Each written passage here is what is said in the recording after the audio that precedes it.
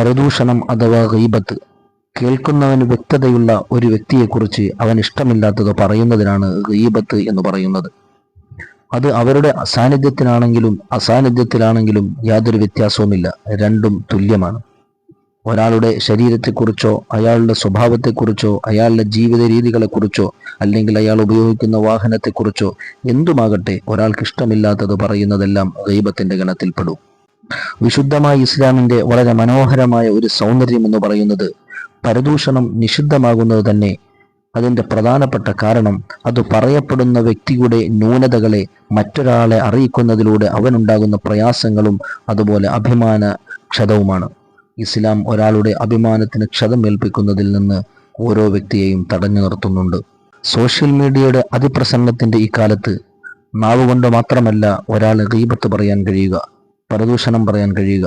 നമ്മളുടെ വിരൽത്തുമ്പുകൾ കൊണ്ടുപോലും അനായാസം നമുക്ക് മറ്റൊരാളെ പ്രയാസപ്പെടുത്താൻ കഴിയും. അതുകൊണ്ട് നമ്മുടെ വാക്കുകളും നമ്മളുടെ മെസ്സേജുകളും നമ്മളുടെ ഓരോ പ്രവർത്തനങ്ങളും മറ്റുള്ളവർക്ക് പ്രയാസമാകുന്നില്ല എന്ന് നാം ഉറപ്പുവരുത്തണം.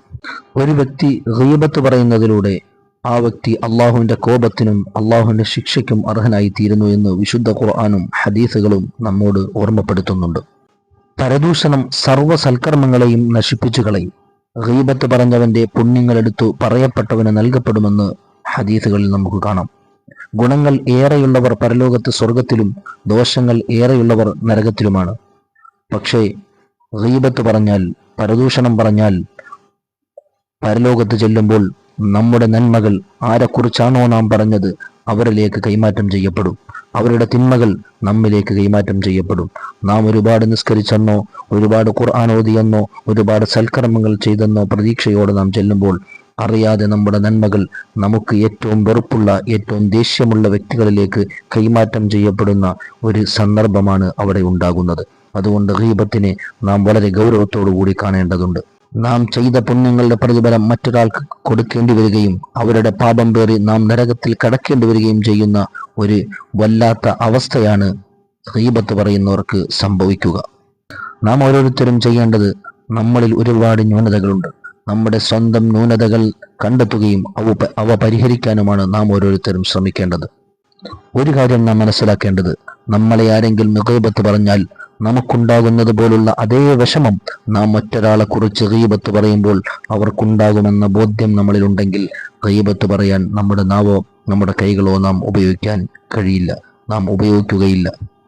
ഇത്രയേറെ ഗൗരവകരമായ സമീപനമാണ് ഗീബത്തിനോട് ഇസ്ലാമിനുള്ളതെങ്കിൽ ചില സന്ദർഭങ്ങളിൽ ഗീബത്തിന് മറ്റൊരാളെക്കുറിച്ചുള്ള മറ്റൊരാളുടെ ന്യൂനത പറയാനുള്ള അവകാശം ഇസ്ലാം വകവെച്ച് നൽകുന്നുണ്ട്. ഒന്നാമതായി, അക്രമിയെക്കുറിച്ച് ഒരു ന്യായാധിപന്റെ അടുക്കൽ അന്യായം ബോധിപ്പിക്കുന്ന സമയത്ത് ഈ സന്ദർഭത്തിൽ അക്രമം കാണിച്ച വ്യക്തിയെക്കുറിച്ച് പറയാം. കാരണം അവർക്ക് ന്യായാധിപന്റെ അടുക്കൽ അത് കൃത്യമായി ബോധ്യപ്പെടുത്തേണ്ടതുണ്ട്. രണ്ടാമത്തേത്, നിയമപാലകരെ സഹായിക്കാൻ വേണ്ടി ഒരു തെറ്റായ പ്രവൃത്തി തടയാൻ കഴിയുമെന്നു കാണുന്ന വ്യക്തിയോട് തെറ്റു ചെയ്യുന്ന വ്യക്തിയെക്കുറിച്ച് വെളിപ്പെടുത്താം. ഇത് പറയുമ്പോഴുള്ള ഉദ്ദേശ്യം തെറ്റായ പ്രവർത്തനങ്ങളെ നീക്കം ചെയ്യുക എന്നതായിരിക്കണം, അല്ലാതെ മറ്റൊരാൾക്ക് ഒരു പണി കൊടുക്കുക എന്ന ചിന്തയാകാൻ പാടില്ല. മൂന്നാമത്തേത്, മുസ്ലിങ്ങളെ ഉപദ്രവങ്ങളിൽ നിന്ന് രക്ഷിക്കാൻ വേണ്ടി, അതായത് വിവാഹമാലോചിക്കുമ്പോൾ ഏതെങ്കിലും വ്യക്തിയെക്കുറിച്ച് വിവരം തേടിയാൽ അറിയുന്നത് പറഞ്ഞു കൊടുക്കുക.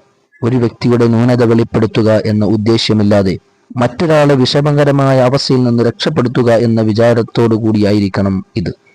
അപ്പോൾ ഈ ബന്ധം നിനക്ക് അനുയോജ്യമല്ല എന്നോ തുടങ്ങിയ വാക്കുകൾ കൊണ്ട് അന്വേഷിക്കുന്ന വ്യക്തിയെ പിന്തിരിപ്പിക്കാൻ കഴിയുമെങ്കിൽ അത്തരം വാക്കുകൾ കൊണ്ട് അവരെ പിന്തിരിപ്പിക്കാം.